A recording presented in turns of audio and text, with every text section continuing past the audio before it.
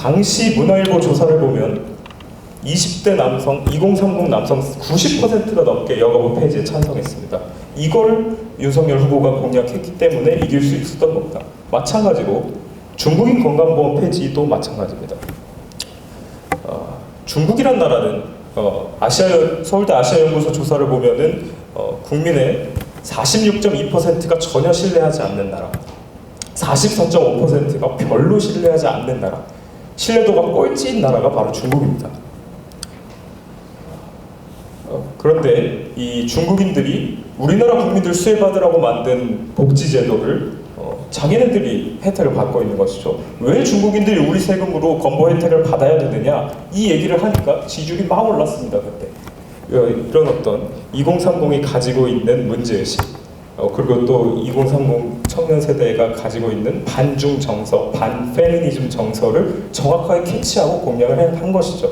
그래서 저는 이길 수 있었다고 생각을 합니다.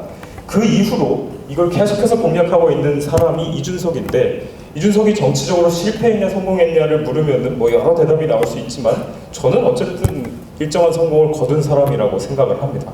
왜냐하면 제3지대로 뭐 배지를 달고 대선에서 무시할 수 없는 표를 받았기 때문에 자체적으로 독립한 걸로는 성공한 사례라고 볼 수 있겠죠. 그래서 청년의 취향을 이해하고 또 이 정서를 이해하는 게 중요하다. 그래야 우리가 이길 수 있다. 이런 차원에서 이런 말씀을 드렸고요. 보시면은 2030 세대 이제 출구조사에서 표심 변화인데, 이준석 후보의 지지율이 24.3%, 30대에서는 17.7%로 굉장히 무시할 수 없는 지지율이 나오고 있습니다. 2030에게. 물론 이제 출구조사에서만 세대별 지지율을 추정해 볼 수 있기 때문에 정확한 수치는 아닐 수 있습니다만은 굉장히 2030은 이준석을 택할 만큼 보수적인 선택을, 또 전략적인 선택을 하고 있다는 것이죠. 사실은 이렇게만 나와도 보수가 굉장히 희망을 가질 수 있는 정치적 토양이 되는 거 아니겠습니까? 자, 그런 맥락에서 우리 재단이 앞으로 해야 할 일은 굉장히 자명하다, 이렇게 생각을 합니다. 첫째는 건국과 부국의 역사를 전파하는 것입니다. 이 나라 대한민국이 보수로 세운 나라이고 보수가 지킨 나라이고 보수가 이룬 나라라는 사실을 청년 세대의 귀에 들릴 때까지 여러 방식으로 알려야 합니다. 만나서 설득도 해야 하고, 이 지혜의 숲에도 초청하고, 세미나도 열고, 토론도 하고, 홍보물도 만들고, 영상도 찍고, 여러 시도를 해야 합니다. 그 일을 저희 청년위원회가 하겠습니다. 둘째, 논리적 무기를 공급해야 합니다. 제대로 된 역사적 팩트로 저런 질문을 받았을 때 당황해서 무너지지 않도록 우리 재단이 논리적 무기를 공급하는 무기고가 되어야 합니다.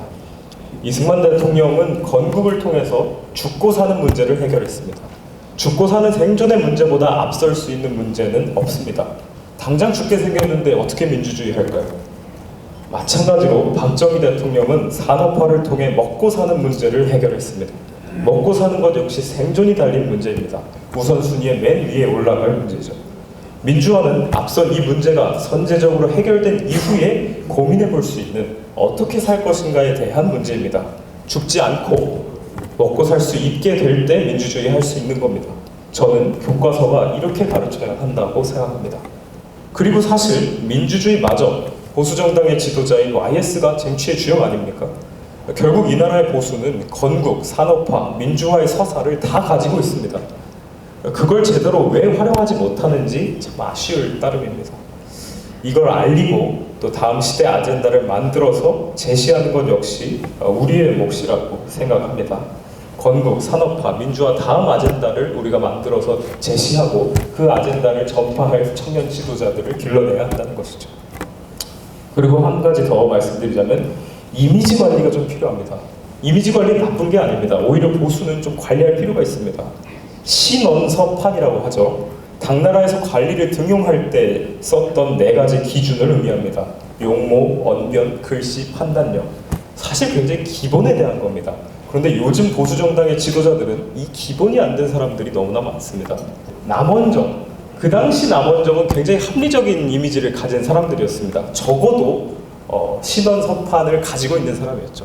홍정우 기업인 출신으로서 마찬가지로 그 당시 18대 국회에서 활동할 때는 신언서판을 다 갖춘 지도자였습니다. 이런 이미지가 전면에 나서고 보수 정당이 이런 이미지로 변화된다면은 청년 세대도 지지를 보낼 수 있을 거라고 저는 생각합니다. 대표적으로 미국에도 레이건 대통령 같은 사람이 있습니다. 보수주의 정치 철학과 유쾌한 유머, 또 합리적인 이미지, 신사적인 행동까지 모든 걸 다 갖춘 그런 모델이 있습니다. 우리는 이 레이건 모델처럼 보수 정당이 좀 이미지를 변화시킬 필요가 있습니다. 이제 결론을 맺겠습니다. 청년 세대는 보수의 캐스팅 보트입니다.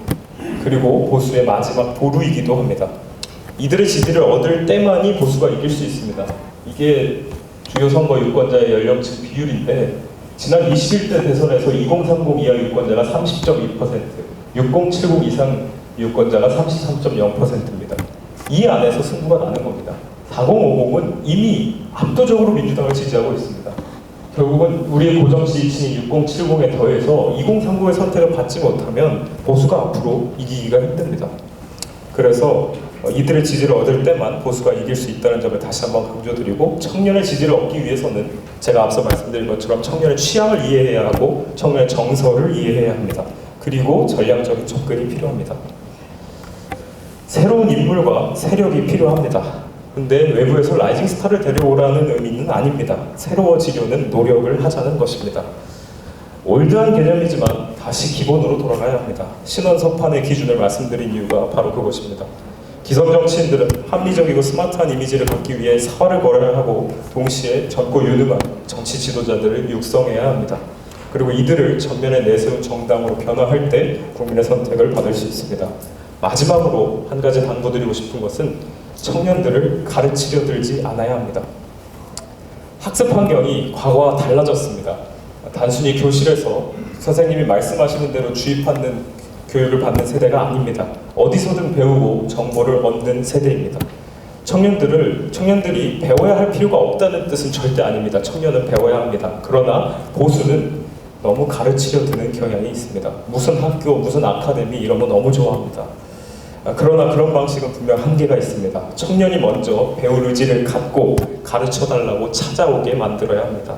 그리고 그렇게 하기 위해서는 입은 닫고 지갑은 여는 태도가 필요합니다. 청년 세대 안에는 분명 보수의 DNA가 내재되어 있습니다. 2030이라는 토양을 잘 가꾸고 다져서 어떤 꽃을 피우느냐는 우리 재단의 몫이라고 생각합니다. 경청해 주셔서 고맙습니다.